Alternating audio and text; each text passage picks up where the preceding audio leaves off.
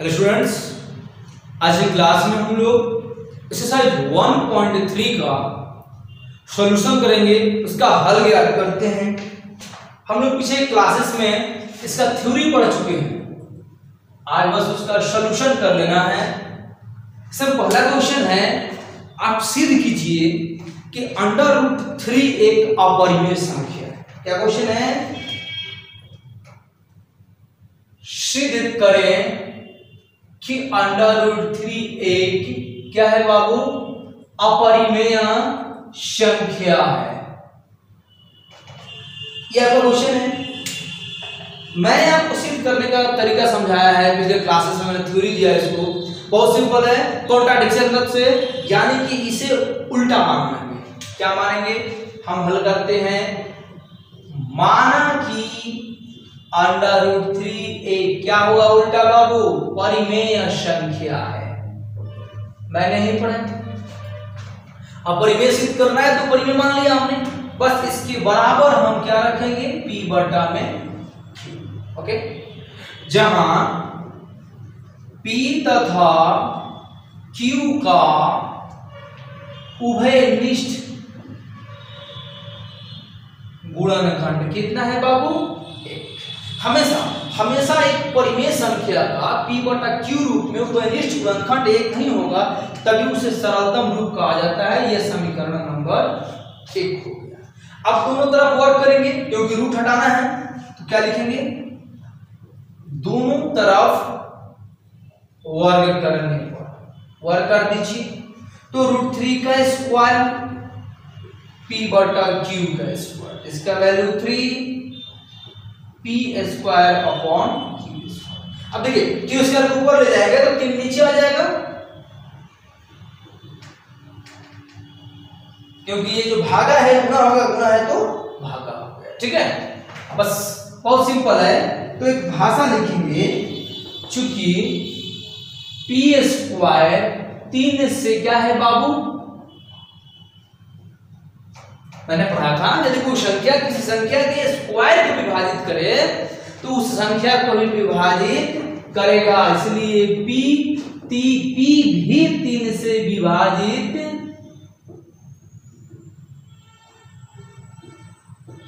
होगा। समीकरण 2। अब देखिए ना, मैं पढ़ा था ये उभयनिष्ठ नाम के जानवर को दोबारा उभयनिष्ठ लिखने के लिए हमें इस P के वैल्यू को कुछ ना कुछ मानना हो। कितना मानेंगे?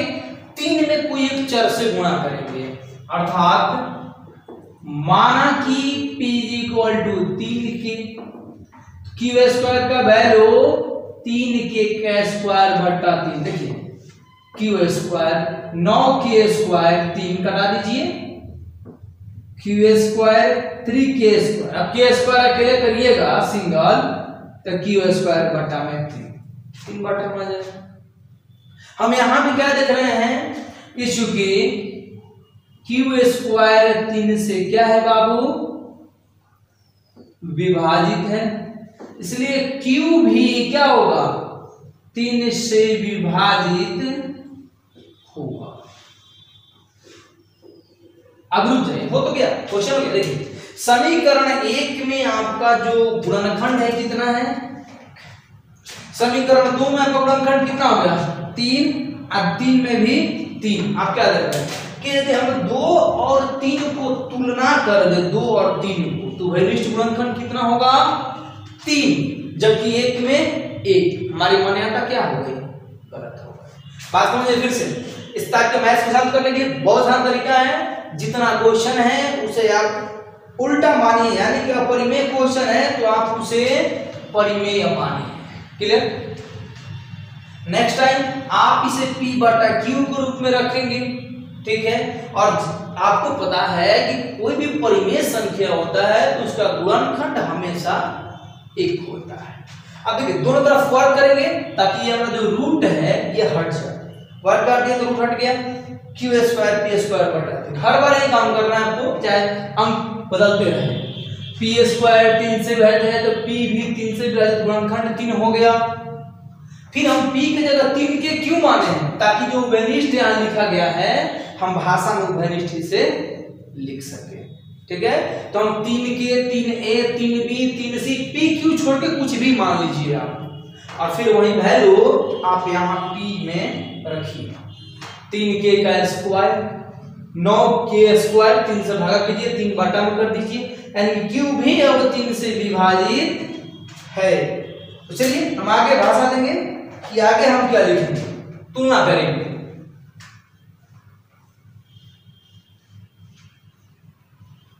देखिए तुलना क्या करेंगे, समीकरण 2 तथा 3 में P तथा Q का उभयनिष्ठ गुणनखंड कितना है, 3 है, जबकि समीकरण 1 में 1 है। आप क्या देखें, समीकरण 2 और 3 से तुलना किए तो उभयनिष्ठ गुणनखंड 3 आया, समीकरण 1 में 1 है, तो क्या लिखेंगे, इसलिए हमारी मान्यता हमने जो माना था क्या है, गलत है।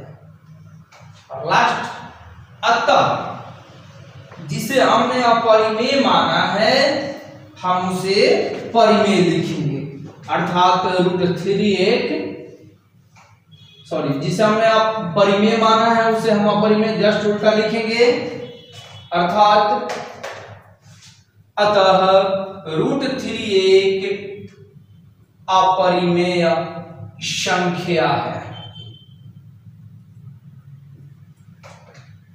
सिद्ध हो गया, क्लियर। अगली हमारी क्वेश्चन होगी, अगला जो क्वेश्चन नंबर 2 दिया है कि आप सिद्ध कीजिए 3 + 2√5, अर्थात कॉम्बिनेशन में है, मैंने कॉम्बिनेशन भी आपको थ्योरी समझाया है। चलिए इस कॉम्बिनेशन को भी हल करते हैं, अगला क्वेश्चन नंबर 2 की ओर बढ़ेंगे।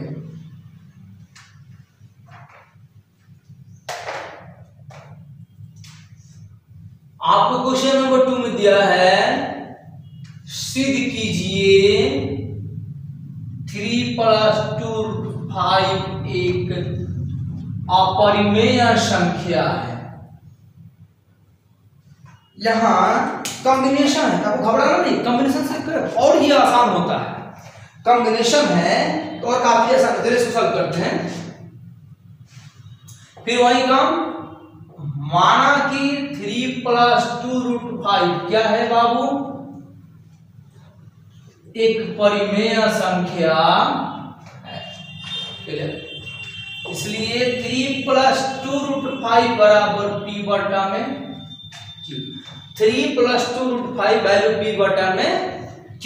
अब आसानी से आप √5 अलग कर सकते हैं, 2√5 q 3 प्लस में है तो 3 माइनस हुआ, बटा पे का घटाव करेंगे, p - 3q/q जो गुणा है उसे हम यहां ले जा करके भागा करेंगे, क्लियर ना। तो आप क्या देख रहे हैं कि इतना जो भाग है ये अपरिमेय है, बल्कि ये जो भाग आ रहा है परिमेय है। कभी परिमेय और अपरिमेय आपस में बराबर हो सकता है, नहीं हो सकता है, तो भाषा दे देंगे, चूंकि √5 एक अपरिमेय संख्या है,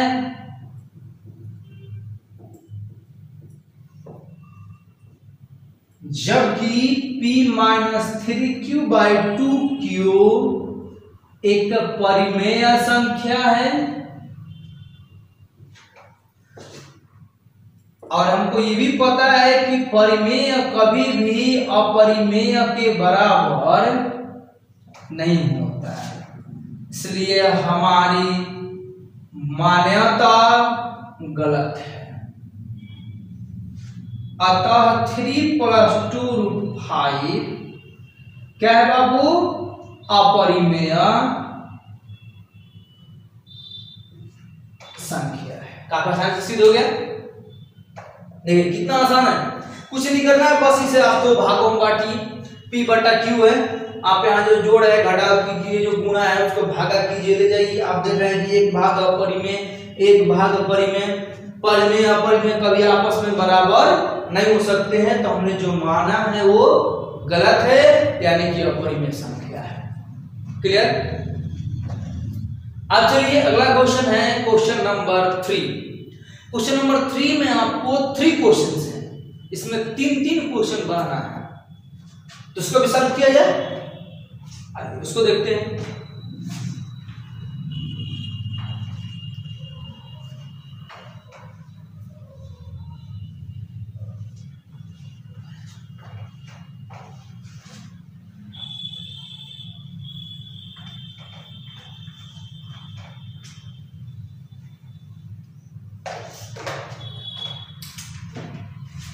क्वेश्चन नंबर 3 1/√2 किसका बाबू?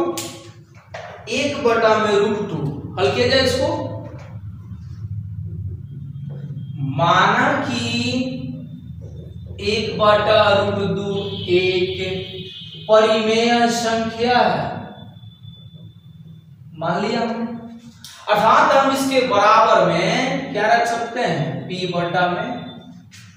फिर वही काम, जहां p तथा q का उभयनिष्ठ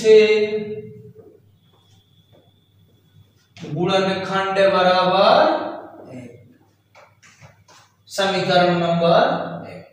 ठीक है, अब एक काम कीजिए, रूट रहना है तो दोनों तरफ क्या करना होगा?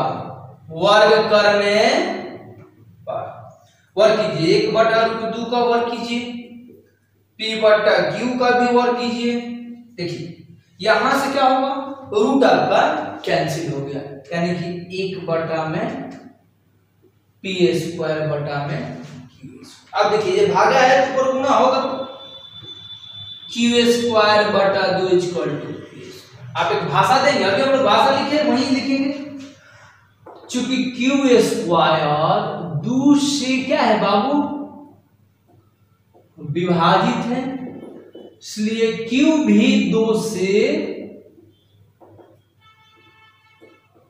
विभाजित होगा, समीकरण नंबर। अब देखिए उभयनिष्ठ है, जैसे कहा, फिर हम ऐसा ही मान मानेंगे। यहां हम k a b c कुछ भी मान सकते हैं। इस बार किसको मानेंगे? q को। माना कि q बराबर 2k, इसलिए वैल्यू ऑप्शन के लिए हल कीजिए।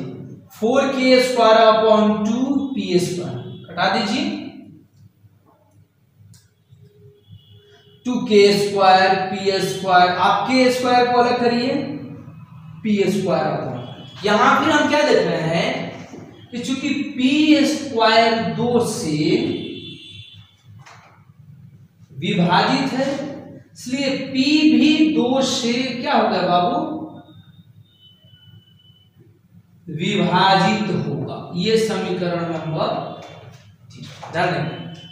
समीकरण 1 में उभयनिष्ठ गुणनखंड 1 है, 2 में 2, 3 में भी 2, यानी कि सही नहीं है।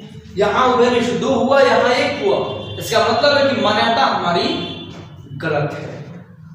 तो चलिए अब हम इसे एक पॉइंट दे देते हैं, एक भाषा दे देते हैं। तो हम क्या लिखेंगे?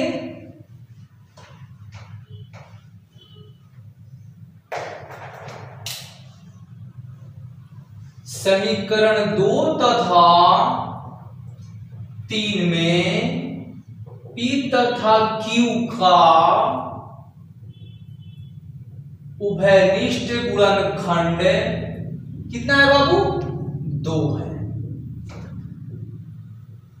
जबकि समीकरण 1 में 1 है। 2 और 3 का तुलना कीजिएगा तो 2, समीकरण 1 में ये 1 है, यानी कि हमारी जो मान्यता है क्या है? गलत है।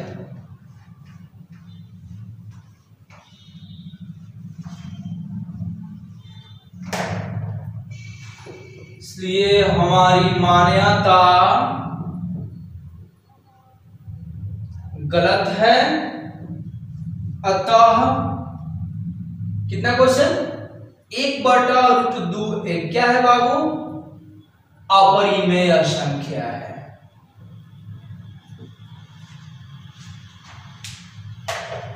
क्लियर ना?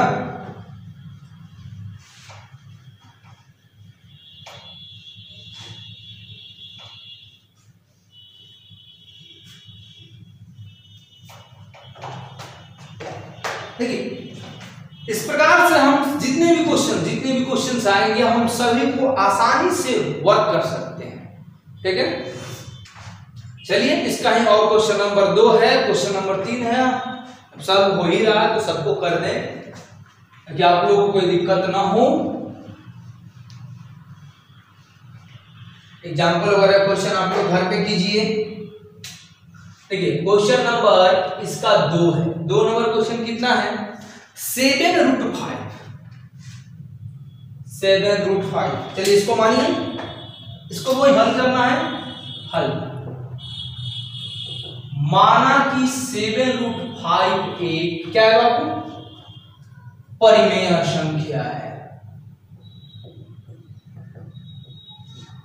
क्या है परिमेय संख्या है। ठीक, इसलिए 7√5 इज इक्वल टू पी बटा में क्यू। 7√5 का वैल्यू पी बटा में क्यू। आप दोनों तरफ वर्क कीजिए, दोनों तरफ वर्ग करने 7√5 पी अपॉन क्यू। देखिए एक काम करें, ये थोड़ा सा ये भी रास्ता इजी है बट थोड़ा लंबा हो जाएगा। ऐसा करते हैं, इसको वर्ग नहीं करते हैं, जो हमने पीछे जो रास्ता से मैथ बनाया है उसी रास्ते से हम लोग बनाते हैं। ये भी बनेगा, कोई दिक्कत नहीं है बट लंबा हो जाएगा। तो ऐसा करते हैं √5 को सिग्नल करेंगे तो 7 ये काफी शॉर्ट मेथड है, और जब वर्क करेंगे तो भी लंबा मेथड हो जाएगा। तो आइए देखिए क्या लिख सकते हैं, चूंकि √5 एक कैसी संख्या है अपरिमेय संख्या है,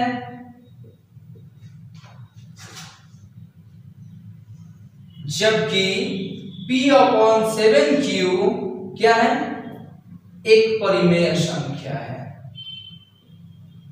देखिए यहां तो एक पार्ट अपरिमेय का और एक पार्ट परिमेय का, हम दोनों को बराबर यहां आ रहा है बट ये बराबर होता नहीं है। तो क्या लिखेंगे, चूंकि परिमेय जो होगा वो कभी भी अपरिमेय के बराबर नहीं है। क्या होगी बाबू, हमारी जो मान्यता है वो गलत है। अतः 7√5 एक क्या है अपरिमेय संख्या है।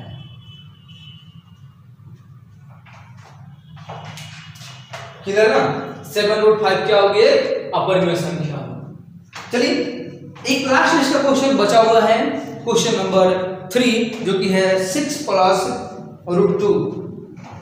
हम लोग उसको भी सॉल्व कर ही लेते हैं, क्योंकि नेक्स्ट क्लास में हम लोग आगे की थ्योरी की डिस्कस करेंगे, इसको क्वेश्चन को क्लियर कर लेते हैं। ठीक,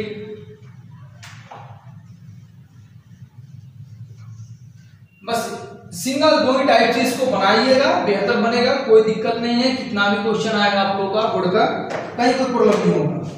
ठीक है, क्वेश्चन नंबर आपका 3 है 6 + √2। ये भी तो वही सेम क्वेश्चन है, सेम में वही रास्ता वही बनाइए, आप हल कीजिए इसको। माना कि 6 + √2 एक क्या है परिमेय संख्या है, इसलिए 6 + √2 का वैल्यू p बटा में q। अब ध्यान दीजिए यहां भी इसमें जोड़ा गया है, उसको घटाइएगा, इसका मतलब है √2 = p बटा q minus. Finally √2 = p - 6q upon में। क्लियर? तो आप क्या देख रहे हैं कि ये जो पार्ट है ये अपरिमेय का है और ये पार्ट परिमेय का है। चलिए हम इसे लिखेंगे, √2 क्या है एक अपरिमेय संख्या है, जबकि p - 6q अपॉन q एक क्या है बाबू परिमेय संख्या है। आप देख रहे हैं कि परिमेय और अपरिमेय कभी भी आपस में बाबू बराबर नहीं होती है। तो आप जानते हैं कि परिमेय कभी भी अपरिमेय के बराबर नहीं होता है, इसलिए हमारी जो मान्यता है गलत है। अतः 6 + √2 एक अपरिमेय संख्या है। सिद्ध हो गया। तो इस प्रकार से बाबू आप लोग देख रहे हैं कि हम लोगों ने सारे क्वेश्चंस को कर लिया और आप होमवर्क में जितना भी हमने क्वेश्चन दिया उसको वर्क कीजिए, साथ में आप एग्जांपल का भी क्वेश्चन कीजिए, कोई क्वेश्चन नहीं फंसेगा। नेक्स्ट क्लास में हम लोग नेक्स्ट थ्योरी पढ़ेंगे जो कि 1.4 के लिए हेल्पफुल होगा।